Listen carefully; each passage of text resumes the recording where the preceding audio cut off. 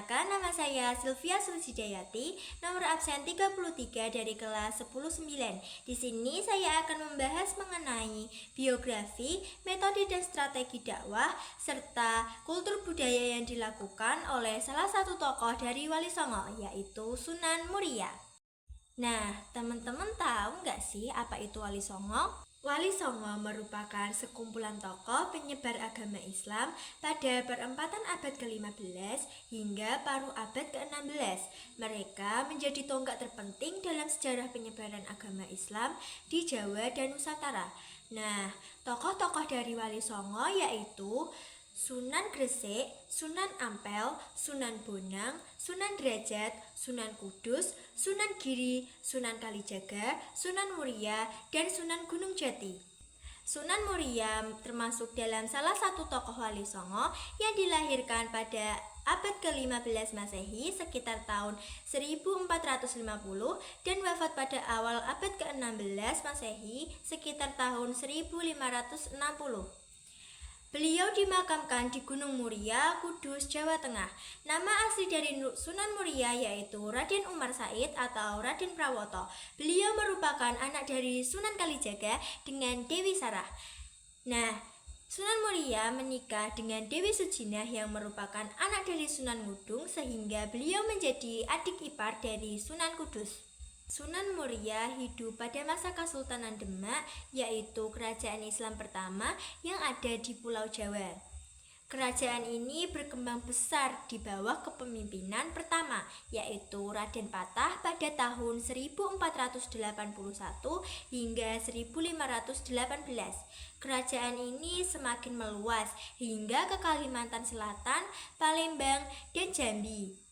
Wilayah dakwah dan penyebaran agama Islam yang dilakukan oleh Sunan Muria adalah di wilayah pantai utara Jepara. Sunan Muria berdakwah di wilayah sekitar Tayu, Pati, Juwana, Kudus, dan lereng-lereng Gunung Muria. Strategi dakwah yang digunakan oleh Sunan Muria yaitu ia mempergunakan keahliannya dalam bidang seni. Sunan Muria dikenal mahir dalam mempermainkan alat kesenian yang sekaligus ia gunakan sebagai sarana dan media dakwahnya. Beliau gemar berdakwah di desa-desa terpencil, bahkan pelosok desa yang jauh dari pusat kota. Beliau sering menyendiri dan menjadikan tempat-tempat yang tenang untuk menyebarkan agama Islam.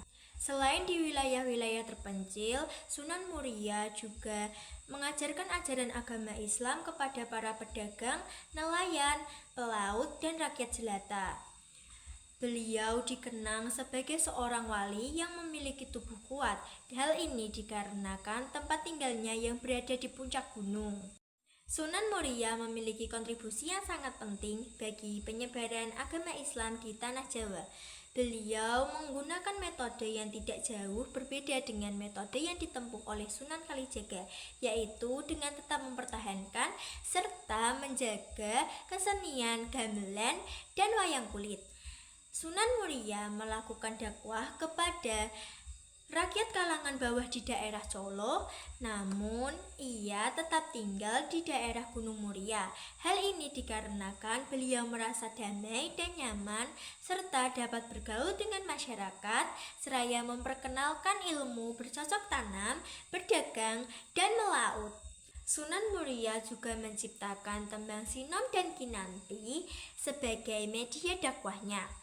Dengan syair yang terdapat pada tembang tersebut, Sunan Muria mengajak masyarakat untuk mengamalkan ajaran agama Islam dalam kehidupan sehari-hari. Salah satu keberhasilan dakwah Sunan Muria yaitu kemampuan ia dalam memahami kondisi sosial masyarakat. Tradisi lama yang bercorak Hindu-Buddha disesuaikan dengan nilai dan ajaran Islam, kemudian tetap dilestarikan dan menjadi kekayaan budaya Nusantara dan kearifan lokal di Indonesia saat ini, sehingga tidak tercerabut dan punah begitu saja. Salah satu kultur budaya yang dilakukan oleh Sunan Muria yaitu mengganti tradisi bacaan ke tradisi kenduri. Tradisi kenduri merupakan ritual mengirim doa kepada para leluhur yang sesuai dengan ajaran dan nilai-nilai agama Islam. Sunan Muria juga mengenalkan ajaran pagar mangkuk yang artinya mengedepankan rasa persatuan dan kesatuan serta gotong royong.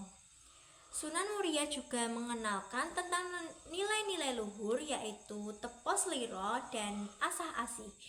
Tepos liro memiliki arti saling menghargai dan asah asih memiliki arti saling menyayangi. Alasan Sunan Muria lebih senang berdakwah kepada rakyat lapisan bawah dikarenakan beliau mengikuti jejak ayahandanya yaitu Sunan Kalijaga. Oleh karena hal ini, para sejarawan mengelompokkan pola dakwah Wali Songo menjadi dua yaitu golongan abangan dan golongan putihan. 1. Golongan abangan. Golongan abangan disebut juga sebagai aliran tuban atau aluran. Dalam golongan ini berdakwah menggunakan cara-cara yang moderat, lunak, serta menggunakan media seni, budaya, serta tradisi yang telah ada dalam masyarakat dan disesuaikan kembali dengan ajaran Islam. Golongan ini lebih sering dan lebih senang berdakwah kepada rakyat lapisan bawah. Sunan atau wali yang tergolong dalam golongan ini yaitu Sunan Kalijaga, Sunan Muria, Sunan Gunung Jati, serta Sunan Kudus.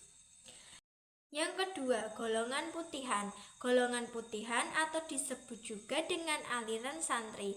Mereka berdakwah secara langsung bersumber pada Al-Quran dan Sunnah yang dijadikan pedoman umat Islam pada umumnya. Golongan ini lebih suka berdakwah kepada golongan ningrat dan bangsawan yang termasuk pada golongan ini yaitu Sunan Giri, Sunan Ampel, dan Sunan Derajat. Nah, Sunan Muria berhasil menyebarkan agama Islam dengan cara yang mudah diterima oleh masyarakat. Beliau dianggap sebagai tokoh yang berhasil mengharmonisir agama Islam dengan kebudayaan Jawa. Itu tadi penjelasan dari saya. Jika ada kesalahan kata, saya mohon maaf. Terima kasih. Wassalamualaikum warahmatullahi wabarakatuh.